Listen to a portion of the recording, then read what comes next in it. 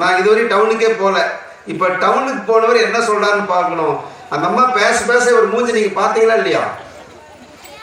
சே, உள்ளூர்லேருந்து இப்படியா? அதுக்கு தாங்க நாங்கள் வரவே கூடாது. இப்போ எப்படி பேச போகிறேங்க? ஆனால் அதுக்கு அவர் தயாராக இருப்பார். ஐயாவெல்லாம் அம்மாவை நம்ம ஒரு கவிதை சொல்லி கூப்பிடுறதுல அவங்களே வந்துட்டாங்க. ஆனால் எங்கள் ஐயாவுக்குள்ள ஒரு கவிதை உண்டுங்க. விருந்தினர்களை வரவேற்பதில் மன்னன். அர்ச்சனா அம்மாவும் உள்ளூர் தான், இப்போ தான் தெரியும். ஆனால் நாங்கள் வந்து ஸ்டேஜுக்கு வந்துட்டாங்களான்னு தெரிஞ்ச பின்னாடி தான் வந்தாங்க. ஏன்னா இவர் வந்தப்பந்தே எங்களை கூப்பிட்டு போய் எல்லாம் சாப்பிட வச்சு எல்லாம் பார்த்துட்டாரு. அதனால அப்படி அந்த அப்பந்தே ஆரம்பிச்சது. விருந்தினர்களை வரவேற்பதில் மன்னன், விடியல் தரும் பேச்சிற்கு சொந்தக்கார மன்னன். இவர் பேசினா நிறைய பேருக்கு அந்த விடியலை ஏற்படுத்தி இருக்கு. கவிதை மொழியில் பேசுவதில் எங்களுக்கெல்லாம் அண்ணன். கவிதை மொழியில் பேசுவதில் எங்களுக்கெல்லாம் அண்ணன். கற்கண்டு சொற்கொண்டு நம்மை கட்டி போட வருகிறார் நமது வத்தனாபுரத்தின் செல்வம், வத்தனாபுரத்தின் பொக்கிசம், எங்கள் போட்டதற்குரிய செல்வராஜ் ஐயா அவர்கள். நகரமே மகிழ்ச்சியான வாழ்வை தருகிறது என்று பேச வருகிறார். பாருங்க, அவங்க பையன் சட்டை எடுத்து போட்டுக்கிறது. 9:38. எதிரணி மாதிரி ஜவ்வு மாதிரி இழுக்க மாட்டேங்கய்யா. ஐயா நீங்க எதிரணி மாதிரி நம்ம வந்தவொடனே ஒரு வணக்கம் கூட இல்ல. அருமையா பேசுறீங்க, சூப்பரா இருக்கு. புத்தகம் என்ன செய்யும்? புத்தகம் என்ன செய்யும்? புத்தகம் புது உலகம் காட்டும், புரட்சி செய்யும், புதுமை புகட்டும், தாளாட்டும், தாகம் தீர்க்கும், வலிக்க செய்யும், வலியை மறக்க செய்யும். ஒரு நல்ல வாசகனுக்கு நூலகம் ஒரு கோயில், அங்கு உள்ள நூல்கள் தான் தெய்வங்கள். சூப்பருங்க. அதை போற்றும் வகையில் பெரியவத்தலாபுரம் மாரியம்மனின் அருளால் இன்று 3வது ஆண்டாக சிறப்பான பட்டிமன்றத்தை எங்களுக்கு அருளி இருக்கும் அந்த மாரியம்மனை வணங்கி இந்த பட்டிமன்றத்தை 3வது ஆண்டாக சீரும் சிறப்புமாக நடத்தி கொண்டிருக்கும் மக்கள் நூலகம், அதன் உறுப்பினர்கள், ஊர் பொதுமக்கள், நண்பர்கள், சிறுவர்கள் அனைவருக்கும் எனது வணக்கத்தை உறுதியாக்கிக் கொண்டு, பட்டிமன்றத்திற்கு மேடை அமைத்து கொடுத்த தர்மகர்த்தா அன்பு, ஊர் கவுண்டர் செல்வம், நாட்டு கவுண்டர் மாரிமுத்து, பட்டக்காரர், பெருட்டுக்காரர் உட்பட அனைவருக்கும் நன்றி சொல்வது கடமைப்பட்டிருக்கிறேன். பட்டிமன்றத்திற்கு ஒளி அமைப்பை ஏற்பாடு செய்து கொடுத்திருக்கும் எஸ்ஆர் சவுண்ட் சிஸ்டம் அவர்களுக்கும் எனது நன்றி சொல்ல கடமைப்பட்டிருக்கிறேன். இதுதான் எங்க நகரம். நீங்க உள்ளூர்ல ஒருத்தரையும் பேசல. நான் கூட இப்ப நிகழ்ச்சி முடிஞ்சு எல்லாரும் வரவங்க என்னப்பா ஓ நன்றி ஒரே சொல்றாங்க மாட்டேங்குது. இப்படி எல்லாரையும் நாங்க வந்து ஒரு நாளைக்கு வந்தா கூட விடாம பேசிட்டு இருக்கிறீங்கல்ல. ஐயா சூப்பருங்க, பேசுங்கய்யா. 3வது ஆண்டாக பட்டிமன்ற மேடைக்கு நடுவராக பொறுப்பேற்று தன்னுடைய பன்முகத்திறனால் பரவசப்படுத்தி கொண்டிருக்கும் இளந்தண்டல் வீசும் சரவணன் அவர்களுக்கும், சொன்னதான் என் பேர் சொல்லுவாரு. 3வது ஆண்டாக தனது நகைச்சுவை திறனால் ஆன்மீக சுடர் வீசிக்கொண்டிருக்கும் முத்து ஐயா அவர்களுக்கும், 3வது ஆண்டாக தனது எதிரணியின் பலத்தை கூட்டிக் கொண்டிருக்கும் வீரப்பெண்மணி சங்கமித்தர் அவர்களுக்கும்,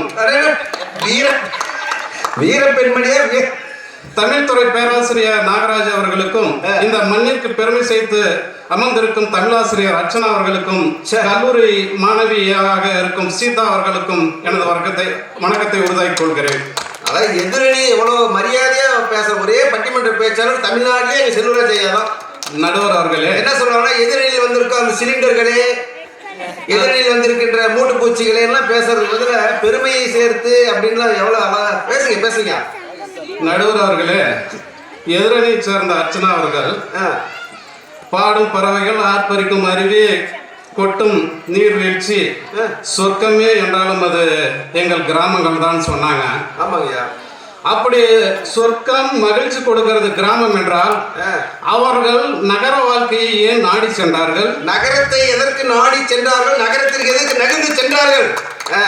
அதாவது நான் இருக்கிறது பார்த்தீங்கன்னா தருமபுரியில் ஒரு ஒதுக்குப்புறமா தான் இருக்கேன். அங்கேயும் நீங்க ஒரு கிராமத்துல மாதிரி தான் இருக்கிறீங்க. அது கிராம வாழ்க்கை மாதிரி தாங்க என் வாழ்க்கை இருக்கு. ஆனா இவங்க அந்த நகரத்துல குமாரசாமி பேட்டைங்கிறது நடு நகரம் பாத்தீங்க, அந்த நகரத்துல வீடு எடுத்து வந்து தங்கியிருக்காங்க. பிரச்சனையா இருக்கு. அதான் இவருக்கு குமாரசாமி பேட்டையில இடம் கிடைக்கல. எங்கே தருமபுரி ஒதுக்குப்புறத்துல இருக்கிறாரு. பாக்குறதுக்கு மட்டும் அமைதியா இருப்பாருங்க, ஆனா உள்ளுக்குள்ள அவ்வளவு விஷயம் வச்சிருப்பாரு. நீங்க பேசுங்க. அப்படி கிராமம் சொர்க்கம் என்றால் பெண்ணாகரம் இங்கிறது 12 கிலோமீட்டர் தான். இவங்க வந்து சொந்த ஊர்ல இருக்கலாம்ல. இருக்கலாம்ல.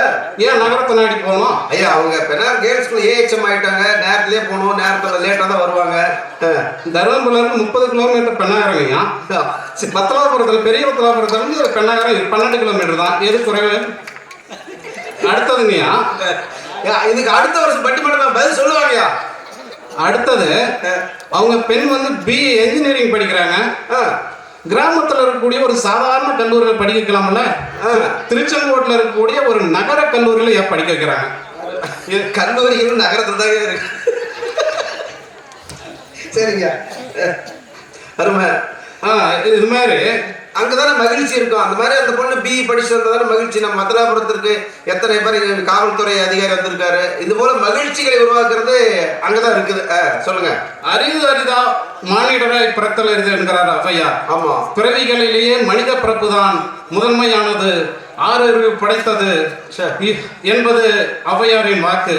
அதுபோல நகர வாழ்க்கை என்பது ஒரு சிலருக்கு கனவு வாழ்க்கையாக இருக்கலாம், ஒரு சிலருக்கு நரக வாழ்க்கையாக இருக்கலாம், போராட்ட களமாக இருக்கலாம்.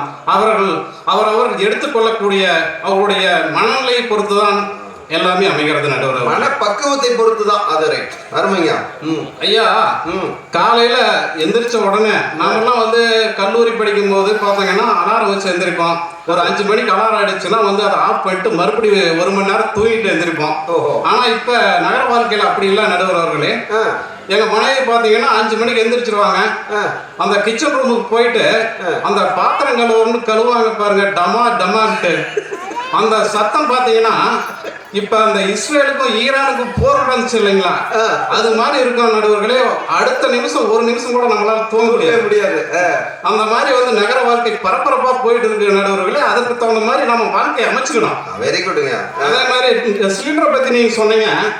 இப்ப சிலிண்டர் வந்து பெரிய பிரச்சனையா இருக்கு நடுவர்களே. நீங்க கஷ்டப்பட்டதே எனக்கு தெரியுது. கிடைச்சிச்சே இல்லையா? அப்புறம் 2 மாசமா புக் பண்றேன், சிலிண்டர் கிடைக்கலைங்க. அப்புறம் பக்கத்து வீட்டுல அவங்ககிட்ட விசாரிச்சு ஒரு சிலிண்டர் வாங்கினோம். ஏன் புக்கா போய் அன்னைக்கு அந்த அம்மா கிட்ட தான் பேசிட்டு பக்கத்து வீட்டு லேடி கிட்ட சிலிண்டர் எங்க கிடைக்குதுன்னு விசாரிச்சு பாராட்டுக்குது. பக்கத்து வீட்டுக்கார பார்த்து தான் வந்து ஒரு சிலிண்டர் வாங்கின நடுவர்களே. 2 மாசம் ஆச்சு, புக்கு கிடைக்கல. அவங்க சிலிண்டர்காரங்கிட்ட போய் கேட்டால், நீ போன வருஷமே வந்து நிறையா புக் பண்ணிட்ட, அதனால கிடைக்காதுட்டாங்க, அடுத்த மாதம் தான் வந்து உங்களால் புக் பண்ண முடியும்ட்டாங்க. அதனால அந்த சிலிண்டர் பிரச்சனை, அதாவது சிலிண்டர் எங்கே கிடைக்குதோ எல்லாம் தூக்கிட்டு போகிறாங்க. சிகப்பு கனவு வந்தாவே போதுங்க. இப்போ அந்த பக்கத்து வீடுங்கிற சொன்னதான் ஞாபகம் வந்துச்சு. நான் வந்து நகரத்துக்கு போய் பக்கத்து வீட்டில் வந்து யார் இருக்காங்க, அவங்க பேர் என்னங்கிறது தெரிஞ்சுக்கிறதுக்கே 5 வருஷம் ஆச்சு. அந்த மாதிரி நாங்கள் மகிழ்ச்சியாக அதுக்கு நாங்கள் என்ன பண்ண முடியும் சொல்ல. அது மாதிரி யாருக்கும் எந்த தொல்லையும் கொடுக்காம அவங்க வேலையை பார்த்துட்டு நாங்கள் வந்து சந்தோஷமா மகிழ்ச்சியாக வாழக்கூடியது. இவங்களுக்கு என்ன பிரச்சனை சொல்ல பார்க்கலாம். யாருக்கு எந்த தொந்தரவு இல்லைம்மா. சிலிண்டர் ஒன்று இன்னொரு ஞாபகம் வருது. அதாவது நம்ம சங்கமித்ரா அவருடைய கணவருக்கு ஃபோன் பண்ணேன். அவங்க பட்டிமன்றம் கிளம்பிட்டாங்களா நான் கேட்டேன். அவர் சொன்னாரு, ஆமாம்மா கிளம்பிட்டாங்க ஐயா. அவங்க வந்து சிகப்பு ட்ரெஸ் போட்டுட்டு போனாங்க.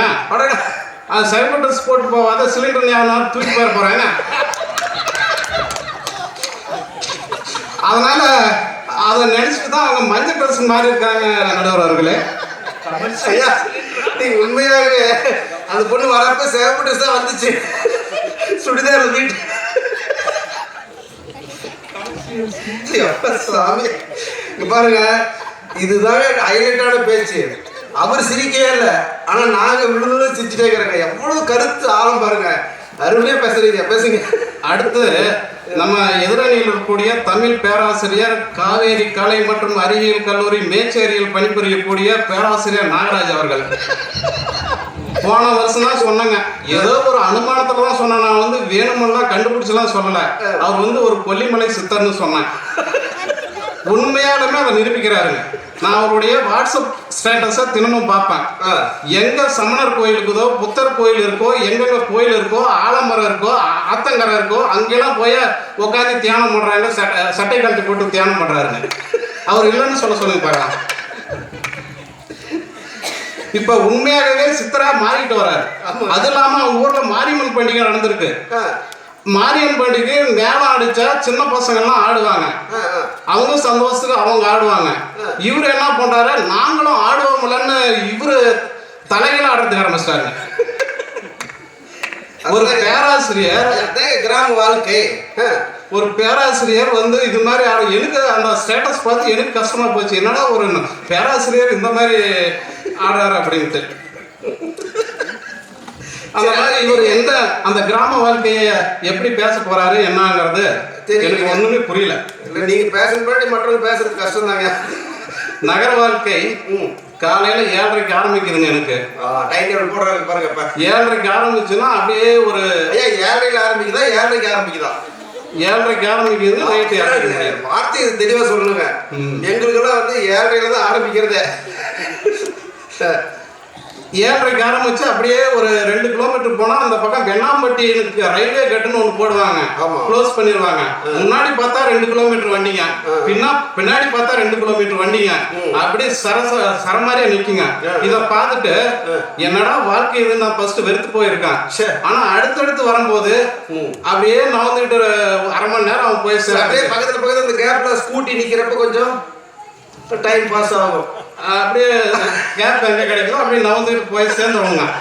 அப்புறம் பார்த்தா அது அப்படியே பழகி போய் சந்தோஷமான வாழ்க்கையா மாறிடுச்சுங்க. நகரம் அந்த ஸ்கூட்டி கூடயே போறது.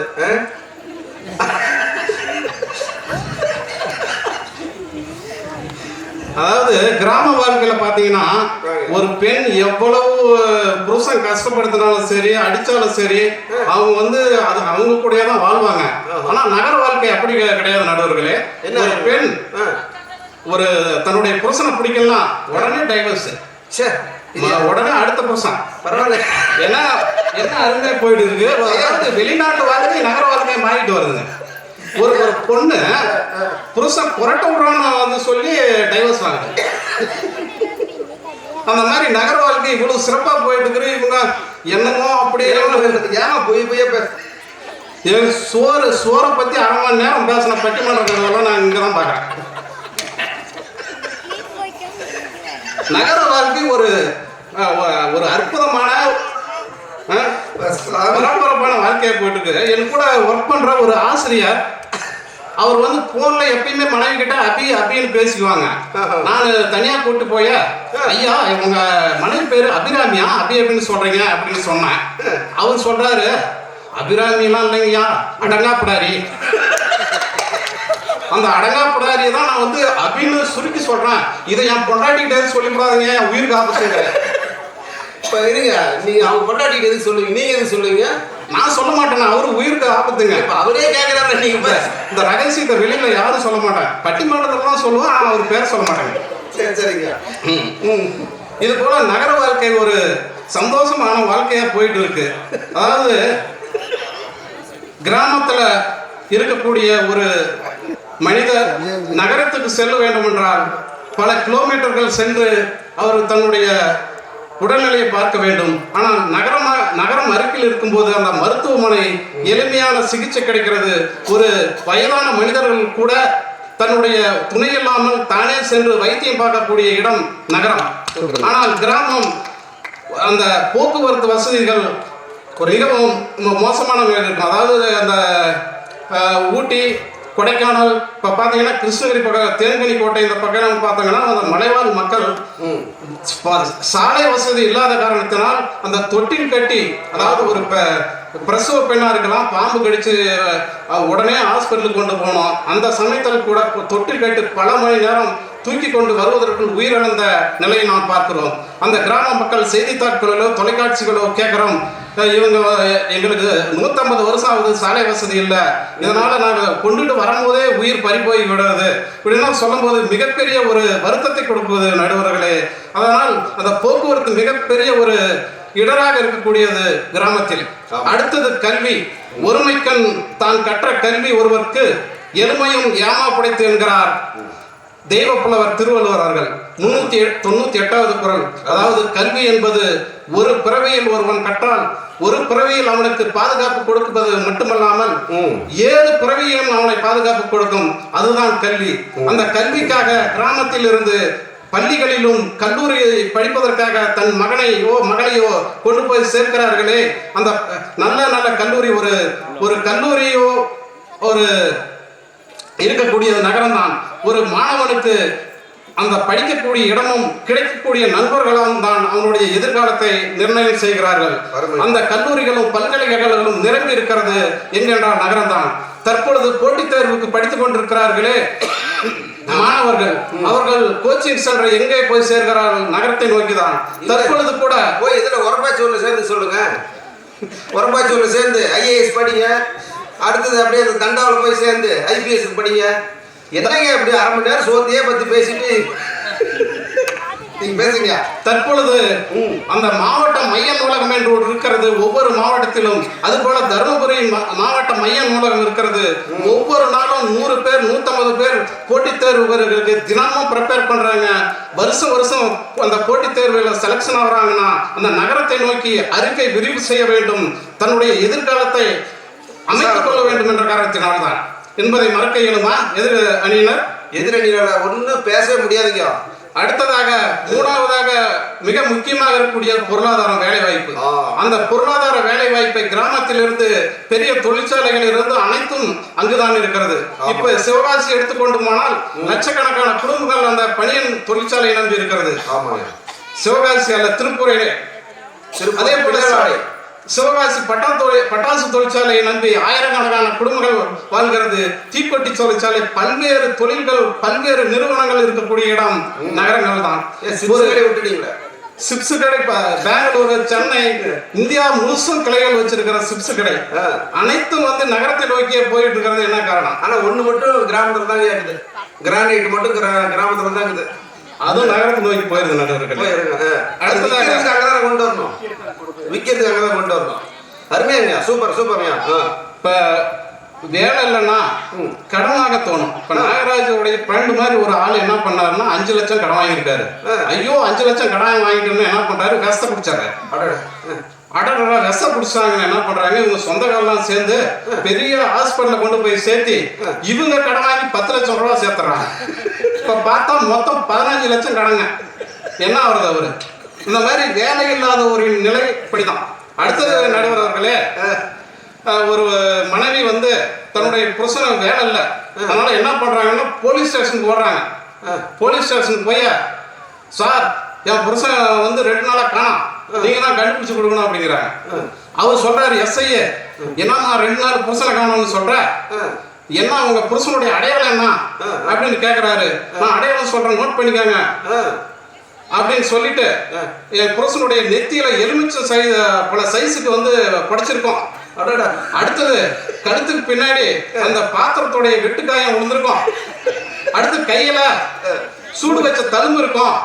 அடுத்தது சொல்றாங்க, ஐயா அம்மா நீ சொல்லாதீங்க, அம்மா நீங்க சொல்லாதீங்க, அவர் ஏதோ ஒரு மூலையில போய் படைச்சு போட்டோம், நீங்க கம்மி வீட்டுக்கு போக மாட்டாங்க. இந்த மாதிரி வேலை இல்லாதவருடைய நிலை, ஒரு ஆணைய நிலை எந்த அளவுக்கு பரிதாபகரமாக சென்று கொண்டிருக்கிறது. அதுக்கு கிராமத்தெல்லாம் இப்படிதாங்க. மேலும் பொழுதுபோக்கு அம்சங்களான அனைத்தும் நகரத்தில் தான் குமிந்து கிடக்கின்றன. ஒரு தியேட்டருக்கு போனோமா 5 படம் ஒரே தியேட்டர்ல ஓடுதுங்க. நம்ம எந்த படத்தை பார்க்கலாம்னா நமக்கு விருப்பப்பட்ட படத்தை பார்க்கலாம்.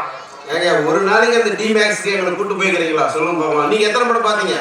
நான் ஒரு முறையோ 2 முறையா தாங்க. 1-2 பார்த்துட்டீங்க படம். இது வரைக்கும் டிமேக்ஸ்ல தருமபுரி நாங்கள் படமே பார்க்கல. அதே போல கடற்கரைகள், உலகத்திலேயே வந்து அழகான மிகப்பெரிய 2வது கடற்கரை மெரினா கடற்கரை. அது தினமும் பாத்தீங்கன்னா பல்லாயிரக்கணக்கான மக்கள் அந்த இயற்கை காற்றையும் அந்த கடற்கரை காற்றையும் சுவாசிக்கிறாங்க, அந்த அழகை கண்டு ரசிக்கிறாங்க. இன்றைய கிராமங்கள், நம்முடைய ஆறு, தமிழ்நாட்டிலேயே மிகப்பெரிய ஆறு காவிரி ஓடுது. ஆனா அந்த காவிரி நம்ம குடிக்கிறதுக்கு தான் தண்ணி கிடைக்குது ஒழிய அந்த காவிரியினால் நம்மளுக்கு எந்த பாசி நாறு, எந்த வித பயனும் கிடையாது. இவங்க என்னமோ கூவாம்பட்டி மாதிரி பேசிட்டு இருக்காங்க கிராமத்தை. பச்சை பசல் என்று செழித்து விளங்குகிறது அப்படின்னு பேசிட்டு இருக்காங்க. சரி. அந்த மாதிரி அனைத்து ஆன்மீக தலங்களும் நகரத்தை நோக்கி தான் இருக்கிறது. 1000 ஆண்டுகள் பழமையான அந்த தஞ்சை பெரிய கோயிலிருந்து கோயில்களின் நகரம் என்று அழைக்கக்கூடிய காஞ்சிபுரம் வரைக்கும் அந்த ஆன்மீக நாடுனர்கள் அனைத்தும் கோயில போய் பார்க்கிற நகரம் தானே ஒழிய கிராமத்தில் கிடையாது. விளையாட்டு மைதானங்கள் IPL போட்டியிலிருந்து அனைத்து கிரிக்கெட் போட்டிகளும் நடக்கிறது நகரத்தில் தான். பொருட்காட்சிகள் அத்தனை பொருட்களும் கிடைக்கிறது நகரத்தில் தான்.